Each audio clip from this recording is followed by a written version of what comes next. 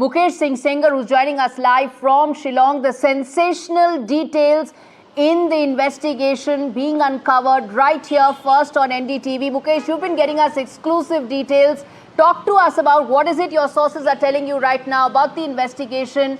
What is it, the inside scoop that you can share with us?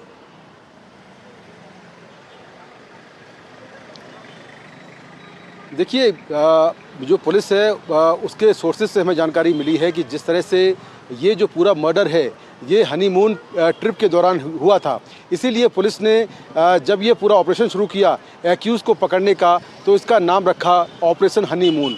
और उसके तहत police ने जांच शुरू की और जांच के दौरान पुलिस को सबसे पहला क्लू तब मिला जब पुलिस ने ये देखा कि राजा रघुवंशी की हत्या के बाद उसके इंस्टाग्राम अकाउंट से एक सोशल मीडिया पोस्ट किया गया है और उस पर लिखा है 7 जन्मों का साथ है।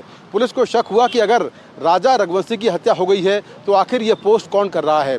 दूसरा क्लू मिला सीसीटीवी कैमरों की फुटेज से। पुलिस ने करीब 42 फुटेज रिकवर किए हैं अलग अलग जगहों से और उनमें कुछ फुटेज ऐसे हैं जिनमें सोनम जो है बाकी के जो 3 आरोपी हैं विक्की, आनंद और आकाश, उनके साथ में हत्या के पहले और हत्या के बाद नज़र आ रही है। तो वो काफ़ी इम्पोर्टेंट एविडेंस था। इसके साथ ही पुलिस ने उस टूरिस्ट गाइड से बात की जो राजा रघुवंशी को अपने साथ में ट्रिप पर ले गया था। उसने ये बताया कि सोनम के साथ में 3-4 लोग और थे जो कि हिंदी में बात कर रहे थे। तो यहाँ से लगातार पुलिस को क्लू मिलते चले गए और फिर पुलिस ने सोनम के जो कॉल रिकॉर्ड्स हैं वो निकाले, जो उसने मैसेज एक्सचेंज किए थे वो निकाले। उससे ये जानकारी मिली कि सोनम लगातार राज कुशवाहा से मर्डर के पहले और मर्डर के बाद अलग अलग तरीक़ों से बात कर रही थी, जिसमें कई सोशल मीडिया ऐप थे जिसके जरिए वो बात कर रही थी। जांच में ये बात भी निकल कर सामने आई कि हत्या के पहले जो 3 लड़के थे जो हत्या में शामिल थे वो सोनम के पीछे पीछे गुवाहाटी पहुंचे और फिर वहां से शिलोंग आए और शिलोंग में भी जहां पर सोनम रुकी हुई थी उसी के पास इन लड़कों ने कमरा जो होटल था वो किराए पर लिया। इसके बाद यही लड़के चेरापूंजी गए और वहाँ पर भी इन्होंने सोनम के पास ही एक होम स्टे में रूम लिया जहाँ पर ये रुके। हत्या के वक्त सोनम ने ही उन 3 लड़कों से कहा था कि राजा रघुवंशी को हिट करो। इसके बाद विशाल ने और आकाश ने मिलकर राजा रघुवंशी को मिलकर हिट किया, जिससे मौके पर ही उसकी मौत हो गई। इस हत्या के बाद जो सोनम है उसने अपना रेनकोट और आकाश ने अपनी शर्ट जहां पर यह हत्या हुई थी उससे करीब 6 किलोमीटर दूर फेंक दिया, जिससे कि पुलिस को जांच में ये समझ में आया कि आखिर हुआ क्या है। तो पुलिस की जांच को भटकाने के लिए इन्होंने अपने कपड़े मौकाए वारदात से करीब 6 किलोमीटर दूर फेंके।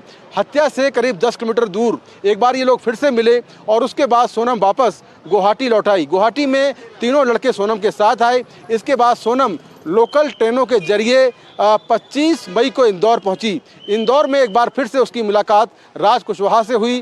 राज कुशवाहा ने उसको इंदौर में एक दिन किराए के कमरे में रखा और अगले दिन एक ड्राइवर के साथ उसको उत्तर प्रदेश भेज दिया, जहां पर वो लगातार अलग अलग लोकेशन पर रहती रही क्योंकि उसको लगता था कि कहीं पुलिस उसके पीछे ना हो। तो ये लगातार वो अपनी लोकेशन है वो चेंज कर रही थी। पुलिस के मुताबिक सोनम ने ही इस पूरी मर्डर की कॉन्स्पिरेसी को प्लान किया था और हत्या के करीब 1 हफ्ते बाद ही ये पूरी मर्डर की कॉन्स्पिरेसी जो है वो राज कुशवाहा और सोनम ने प्लान कर ली थी। और सोनम हनीमून की ट्रिप के बहाने केवल राजा रघुवंशी की हत्या करने आई थी। पुलिस ने यह भी साफ कर दिया है कि केवल वो हत्याकांड को अंजाम देने आई थी। जी सनी, ये सारी रेवलेशंस है जो आप हमें बता रहे हैं।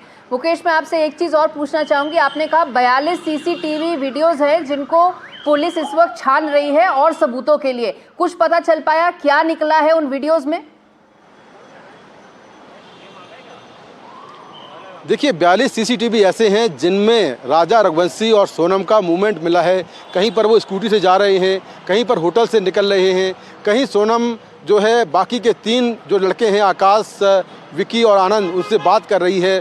कहीं रेलवे स्टेशन पर वो ट्रेन से उतरी है, फिर गुवाहाटी में होटल गई है। तो 42 जगहों के सीसीटीवी कैमरों के फुटेज मिले हैं जिसमें सोनम और राजा का मूवमेंट है या फिर सोनम बाकी के 3 आरोपियों से मिल रही है। तो ये काफ़ी इंपॉर्टेंट एविडेंस है, काफ़ी महत्वपूर्ण सबूत हैं जिनको पुलिस कोर्ट में रखेगी। अब आज देर रात जो सोनम है वो शिलोंग पहुंचने वाली है। मेघालय पुलिस उसको यहाँ पर लेकर आ रही है। कल उसे कोर्ट में पेश किया जाएगा। पुलिस के पास अब तक जो एविडेंस मिले हैं उन सारे एविडेंस को पुलिस कोर्ट में रखेगी। इसके साथ ही बाकी के जो 4 आरोपी हैं वो भी इंदौर से पुलिस यहाँ पर लेकर आएगी और कल या परसों में उनको भी कोर्ट में पेश किया जाएगा। इसके बाद सभी आरोपियों को एक दूसरे के सामने बिठाकर कन्फ्रंट कराया जाएगा, जिससे कि इस केस में कोई अगर लूपहोल रह गया है, कोई कड़ियाँ अगर नहीं जुड़ पाई हैं तो वो सारी कड़ियाँ जुड़ पाएँ। तो पुलिस लगातार बेहद ही प्रोफेशनल तरीके से इस पूरे केस की जांच कर रही है और 7 जून को जब पुलिस को सारे एविडेंस मिल गए तो 7 जून को पुलिस ने एक साथ अलग अलग राज्यों के अलग अलग शहरों में एक साथ रेड की और रेड के दौरान सभी आरोपी पकड़े गए और सोनम ने सरेंडर कर दिया। जी बिल्कुल, और आप हमारे ये सारी डिटेल्स दे रहे हैं। एक चीज़ मैं आपसे और पूछना चाहूँगी मुकेश, वो ये है कि सारे सबूत जो हैं वो सोनम की तरफ ही इशारा कर रहे हैं। इसमें उसने सरेंडर भी कर दिया है। अब ये ओपन एंड शट केस कहा जा सकता है?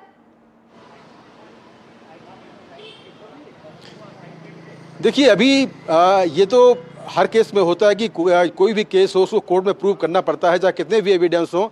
अब वो ये सारे एविडेंस जो है वो कोर्ट एक्सेप्ट करता है या नहीं करता है, ये कोर्ट पर डिपेंड करता है। लेकिन पुलिस की तरफ से कहा जा रहा है कि उनके पास काफ़ी स्ट्रॉन्ग एविडेंस हैं और ख़ास तौर से जो टेक्निकल एविडेंस मिले हैं, जिसमें मोबाइल के कॉल रिकॉर्ड्स हैं, जो मैसेज एक्सचेंज हुए हैं, जो एक्यूज की जो लोकेशन है वो मैच कर रही हैं। इसके साथ में और जो सीसीटीवी कैमरों के फुटेज हैं, टूरिस्ट गाइड का स्टेटमेंट है और जो एक्यूज हैं जिन्होंने कन्फेस किया इस क्राइम को करने में, तो ये सारे एविडेंस उनके पास काफ़ी मजबूती से इस केस को कोर्ट में स्ट्रॉन्ग करेंगे। पुलिस अपना पक्ष मजबूती से कोर्ट में रख पाएगी। लेकिन अब कोर्ट पे डिपेंड करता है कि वो ट्रायल के दौरान इसमें से कितने एविडेंस मानता है और अपना फैसला क्या सुनाएगा।